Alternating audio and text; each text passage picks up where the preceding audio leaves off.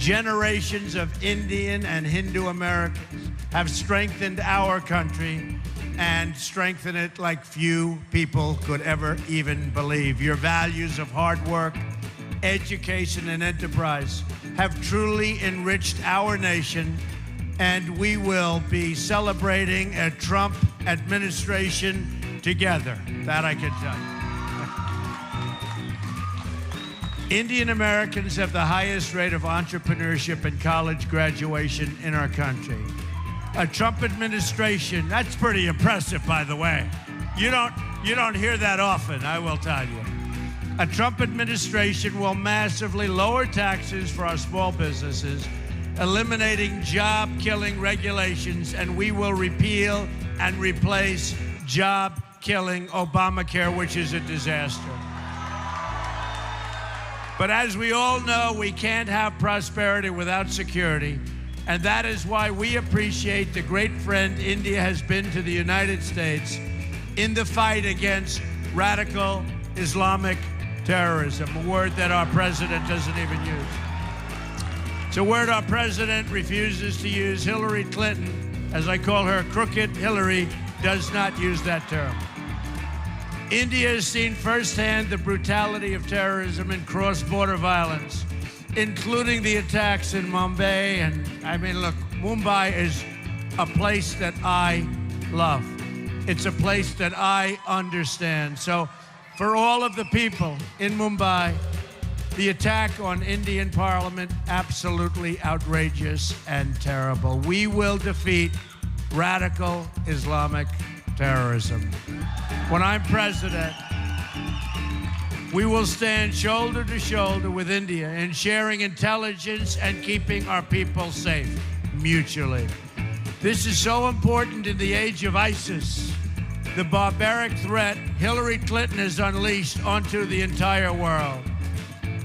India is key and a key strategic ally, and we don't want to even talk about it because there's nothing like the relationship that we will have. I look forward to deepening the diplomatic and military cooperation that is the shared interest of both countries. India is the world's largest, it's the world's largest democracy, an amazing statement, and is a natural ally of the United States. Under a Trump administration, we are going to become even better friends. In fact, I'll take the word even out because we are going to be best friends. There won't be any relationship more important to us. And I love when I see this over here because they're busting through the gates. They love us. We love you. There's a lot of love in this room. There's a lot of love.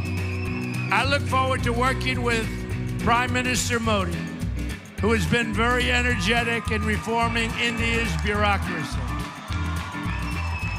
Great man. I applaud him for doing so, and I look forward to doing some serious bureaucratic trimming right here in the United States. Believe me, we need it also. Americans have been asking for years, for decades, to trim the waste in government. The politicians can't do it, but I promise you this, I will do it. The wasting of taxpayer dollars will finally, in the United States, come to an end. We're going to fix these bloated and corrupt bureaucracies. Hillary doesn't have the energy. She's right now resting. She's resting, waiting for the debate on Wednesday night. Did everybody see the last debate? That was an easy one. That was very easy.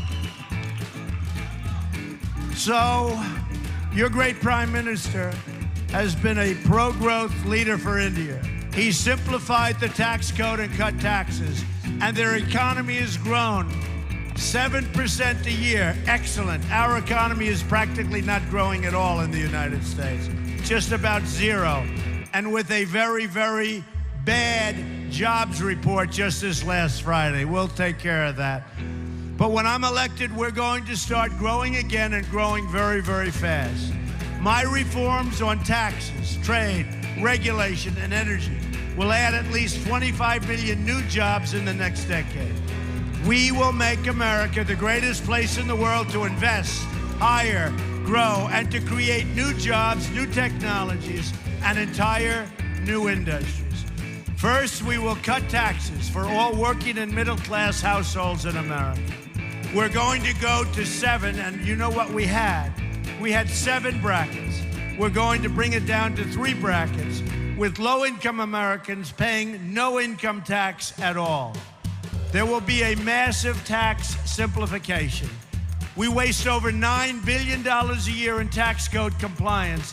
That ends under a Trump administration. Business tax reform is at the center of our plan. We have the highest tax rates anywhere in the world, 35%, and we're going to bring that down to 15%, which will make us one of the lowest tax countries in the world. That's good. You like that?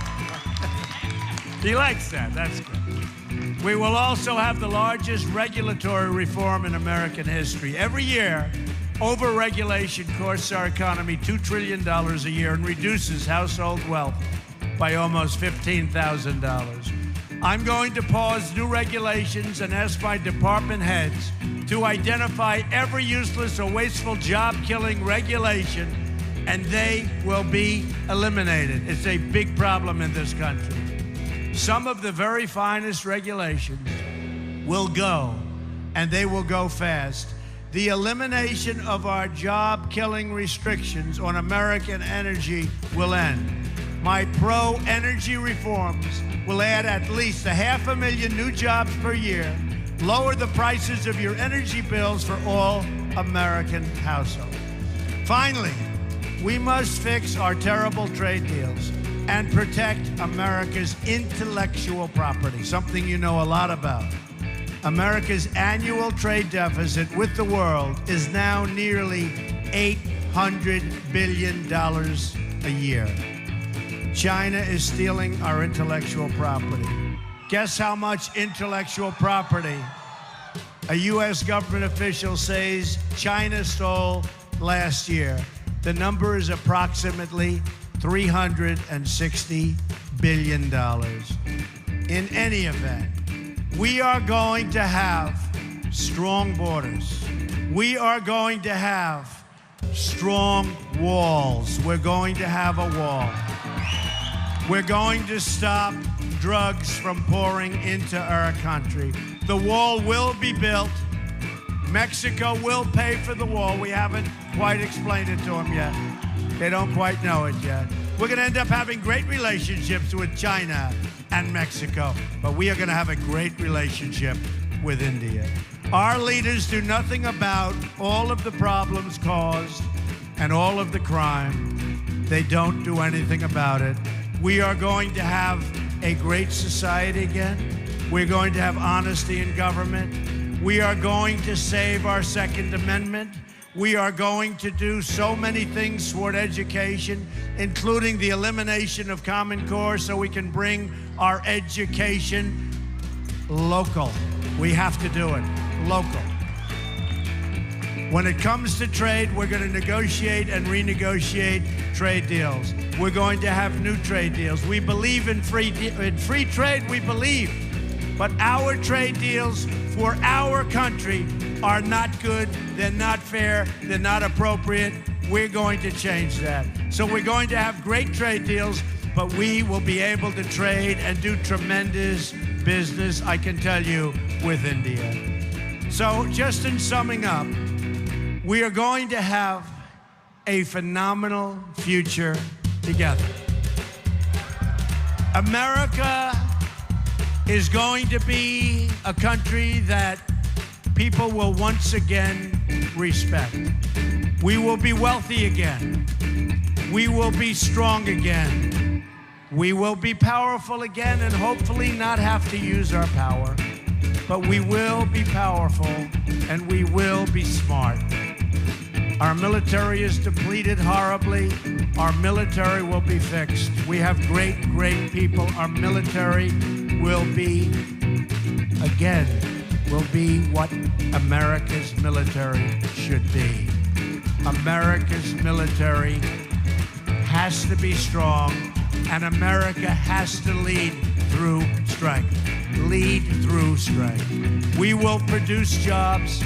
We will bring back our great companies. They won't be leaving anymore.